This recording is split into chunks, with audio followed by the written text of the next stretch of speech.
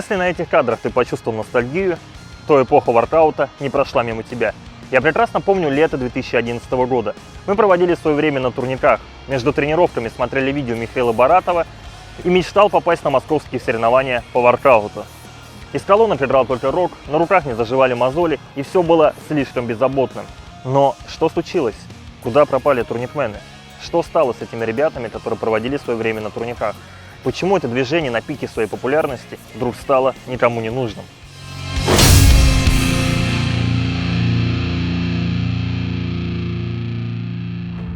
Стрит-воркаут, гетто-воркаут, джимбар, а для обычного человека просто турникмен. Я турникмен. Но внутри движения это все делилось на направления, которые были очень разными, хоть все и выполнялось на турниках. Классический стрит-воркаут или гетто-воркаут пришел из американского гетто. Здоровяки из США показывали на тот момент нереальные элементы в статике, висе и делали множество выходов на двиг. Особенно популярен был Данибал. Его видео уже в 2008 году разрывали YouTube, именно он заложил старт движению стрит-воркаут. Ну а к нам это пришло спустя год. Вторым направлением стрит-воркаута я бы выделил динамический или технический воркаут. Но если сказать проще, то это все элементы спортивной гимнастики. Вращения, перелеты, соскоки. Я занимался именно им. Мне нравилось, как выглядит этот стиль, он захватывал дух.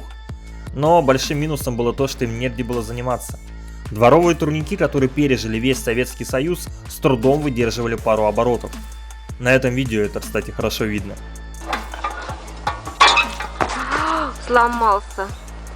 Для занятия техническим воркаутом нужна была гимнастическая перекладина. Вот такая. Но на улице их не было, они были только в специальных гимнастических залах.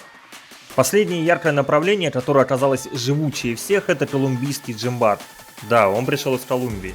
Ему больше 50 лет и имеет огромный арсенал сумасшедших элементов. Помимо гибкости, координации и техники важны были еще здоровые кисти рук, суставы и нетравмированные плечи. Я пробовал заниматься джимбаром, но не пошло. Кисти болели слишком часто и я постоянно травмировался, поэтому и бросил. Названия элементов звучат полностью на испанском. Чалита, Нивелада, Антимортера. Тем не менее, спортсмены из СНГ внесли большое количество новых элементов в дисциплину. Баристы до сих пор проводят сборы и соревнования и выпускают новые видео. К нам все пришло практически одновременно и поначалу смешалось в одно направление.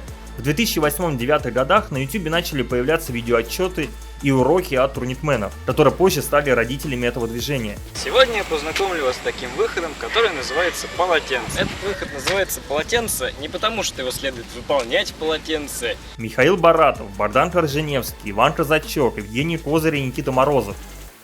Пока составлял сценарий, нашел инфу, что основатель воркаута в России это некий Антон Кучумов. Если честно, вообще без понятия, кто это, и не помню ни одного видео с ним. Не могу с уверенностью утверждать, что это и есть его основатель, но, возможно, что-то и прошло мимо меня. Эти ребята задавали тренд. Они снимали много контента и обучало, которые помогали новичкам учиться новым элементам. Ну и плюс они показывали, что подтягиваться можно не только на одной руке, и что можно делать не только выходы на две. Ну и эти видео неплохо так мотивировали. В 2010 году начался бум воркаута. Дворы заполнились турникменами. На YouTube появились первые блогеры и свои звезды. Основной звездой был Михаил Баратов. Его видосы смотрели абсолютно все. Он выпускал обучалки по новым элементам и каждый год выпускал что-то типа видеоотчета, показывая свой прогресс. Этими отчетами он задал тренд, из-за которого все в дальнейшем начали снимать такие же отчеты, в том числе и я. Воркаут расползался по всему СНГ с большой скоростью. Появились первые соревнования. Не могу, правда, сказать, где они прошли первыми. И появились первые свои чемпионы. В 2011 году движение стало еще сильнее разделяться на гетто-воркаут, технический и джимбар. Спортсмены стали больше тренироваться в том направлении, которое было ему интереснее. Я пришел в воркаут в 2010 году. Я не обладал большой физической силой, я восстанавливался после перелома, и все, что я делал, это просто тренировал физуху. Учил выходы, подтягивался, борол страх. Но самое главное, это было весело. На площадке у меня появлялись друзья, и я чувствовал себя частью большого сообщества, которое сильно развивалось. К тому же воркаут был эффектным, девчонкам нравилось, а пацаны подходили, пробовали что-то повторить и грустно уходили, понимая, что это не так все просто. После закрепления базы я начал учить технику и джимбар. Поначалу обороты не получались, я крайне долго учил солнышко, но после того, как я его выполнил, другие элементы стали получаться гораздо легче. А что, если попробовать старые элементы, которые я выполнял до этого, попробовать сегодня? У меня абсолютно нет сейчас физической подготовки к этому, я просто тренируюсь в зале, и выполнить какие-то элементы, которые я делал раньше, по-моему, это что-то из разряда безумия. Поэтому давайте попробуем. Начнем с самого простого, что я делал. Это, наверное, склепка, подъем махом. Просто в упор надо выйти махом. И насколько его реально сейчас делать, погнали.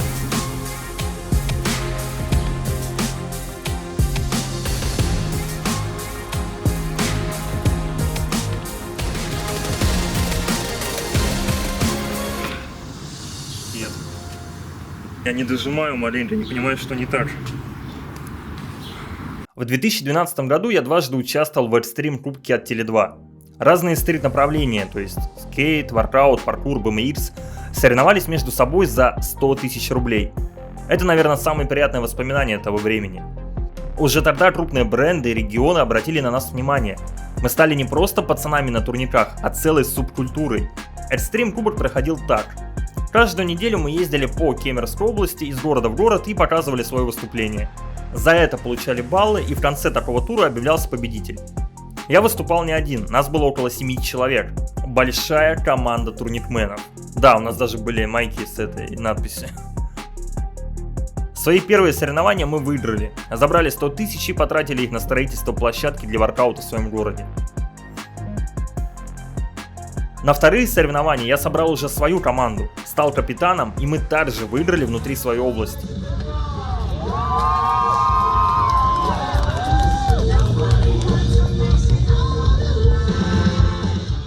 Но теперь уже в финале нужно было биться против победителей из других областей. К сожалению, наши выступления сорвали. Не дали выступить до конца и вообще сказали, что командой выступать нельзя. Мол, только соло-выступление. Из-за этого мы проиграли, нас даже не оценили. Обратите внимание, ведущий объявляет победителей, а наше выступление еще даже не закончилось. Вы готовы узнать победителя? Итак, команда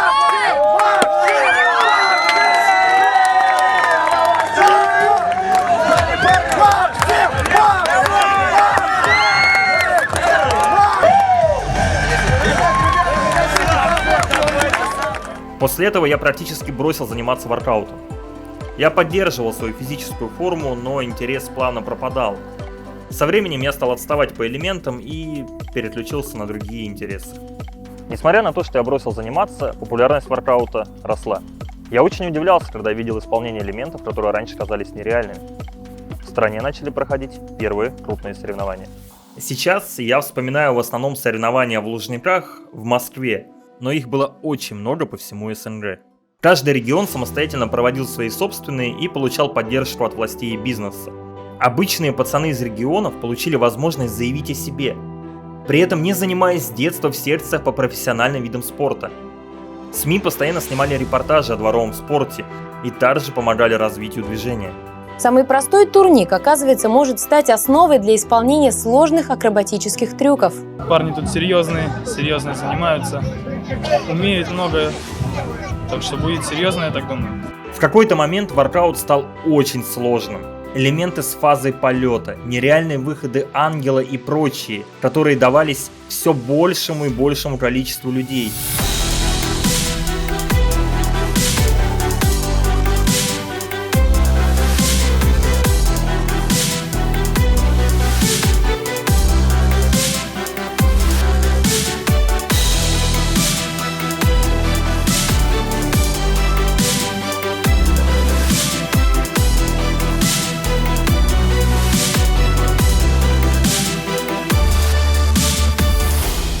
Ты начинал себя чувствовать каким-то слабым.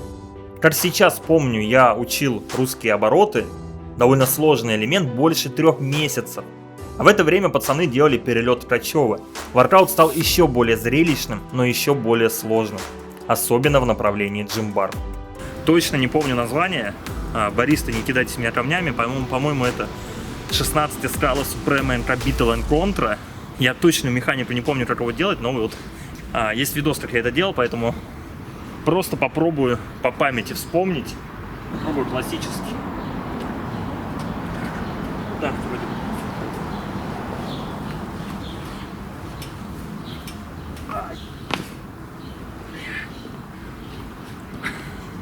Почему это так больно? Когда ты это делаешь постоянно, кажется, что это легко. На деле это пипец как сложно, особенно спустя время. Я не могу это повторить. Не все были в восторге от турникменов. Нельзя упоминать о воркауте, не рассказав о его негативной стороне. Первое мнение, которое было о дворовых спортсменах, это то, что большинство из них маргиналы и гопники. И я скажу, что отчасти это так и было, но не больше 10%. Как правило, это были громкие, скандальные ребята, и они создавали неверное общее представление о всем движении. Че, сегодня могешь что-нибудь на турниках?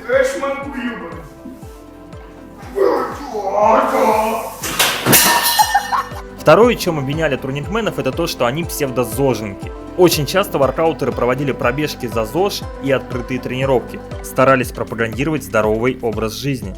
В нашем городе тоже такое было, и я участвовал. Сейчас, спустя время, могу сказать «да». Много ребят на то время действительно были псевдозожниками. Они курили, пили и не говорили об этом внутри нашей компании, чтобы оставаться внутри сообщества. Я рад, что ты от дома недалеко. Мой турник, ко-ко-ко. Да, такое оскорбление было очень популярно. Не знаю, откуда оно пошло и почему так крепко обосновалось, но меня это не цепляло и не задевало. Скорее всего, это было что-то типа мема того времени, из-за неоднозначной репутации Миши Маваши и похожих исполнителей, которые любили петь про турнички.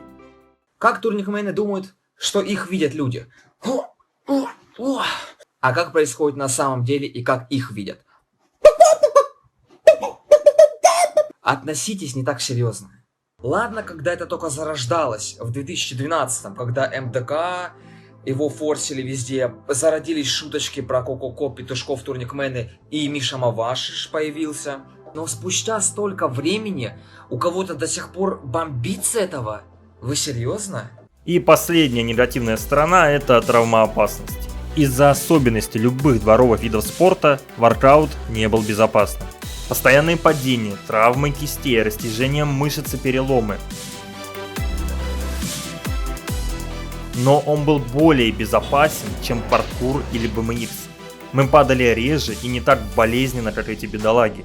Последний элемент, который хотелось бы попробовать, это подъем махом в упор сзади. Вроде так называется.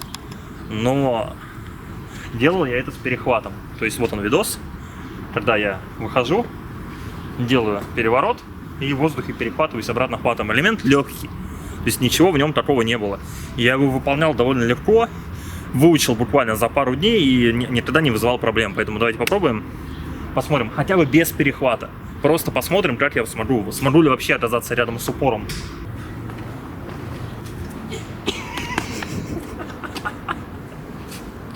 Даже не рядом.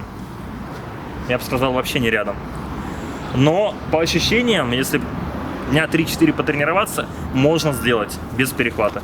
То, что раньше казалось мне супер легким, сейчас выполнить очень тяжело.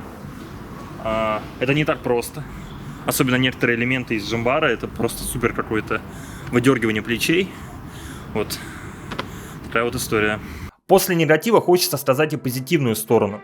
Реальный ЗОЖ. Да, было много тех, кому воркаут привил любовь к спорту и к своему здоровью. Лично знаю таких ребят, сам был и остаюсь таким. Воркаут объединил огромную толпу молодых парней по всей стране в некую субкультуру, в которой была интересная конкуренция и постоянный обмен опытом. Мы часто ездили в другой город, чтобы просто потренироваться с новыми друзьями. Третье. Я любил спортивную гимнастику. Но в моем городе не было такой секции.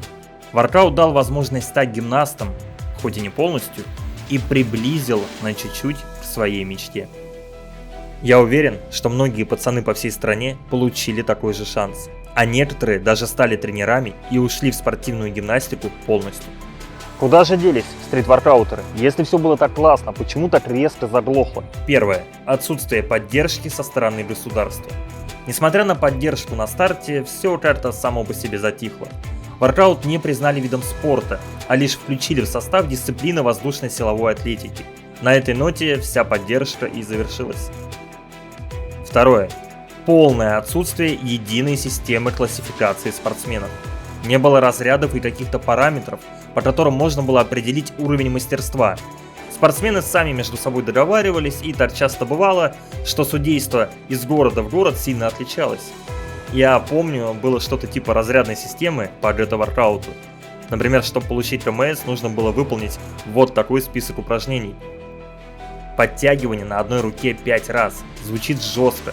Но проблема в том, что это кто-то придумал, опубликовал и просто стало некой измерительной величиной для выявления крутости. По фактам никто никогда разряды по этой таблице не выдавал. Третье. Отсутствие тренировочных площадок для воркаута. Да, вы скажете, что сейчас их много во дворах, и я скажу, да, все верно, но в момент зарождения и развития их не было. Мы тренировались на старых советских турниках, которые могли нас спокойно убить. Вот такие крутые площадки начали появляться только в 14-15 годах. Собственно, когда интерес уже начал пропадать. А для моего направления так вообще нужна была гимнастическая перекладина, которую на улице найти было нереально. Нет, вообще такие перекладины были. Если посмотреть старые нарезки, то можно увидеть, что они встречались. Обычно их ставили сами турникмены за свои деньги у себя на задних дворах. У нас была такая же. Ее нам подарил спортивный манеж города из-за ненадобности. Можно сказать, нам повезло.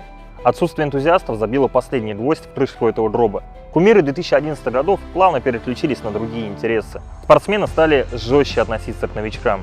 Да и в целом та дружелюбная атмосфера, которая была в начале, куда-то пропала. Добавьте к этому государство, которое полностью забило болт на это движение, и получите сегодняшнюю картину. Если открыть сайт Workout Russia, то увидим, что он не обновлялся с 2019 года. Группа ВКонтакте Федерация воркаута в России, не уверен, конечно, что она настоящая, но она жива. Однако активность нулевая, информации в интернете стало мало, большинство сообществ заброшено и сайты сдохли. И нет, воркаут не умер полностью. До сих пор есть ребята, которые снимают элементы джимбар, выкладывают в Инстаграм и набирают большую аудиторию. До сих пор проходят соревнования. Но сравнивать это с тем, что было в 2011 году, я думаю, не стоит. Воркаут умер как идея, движение, субкультура, но остался как направление спортивной дисциплины.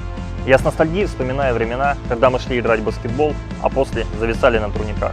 Для меня это время было максимально кайфовым и беззаботным. Это моя молодость. И еще для миллиона пацанов по всей стране. Спасибо, что досмотрел до конца. До следующего видео.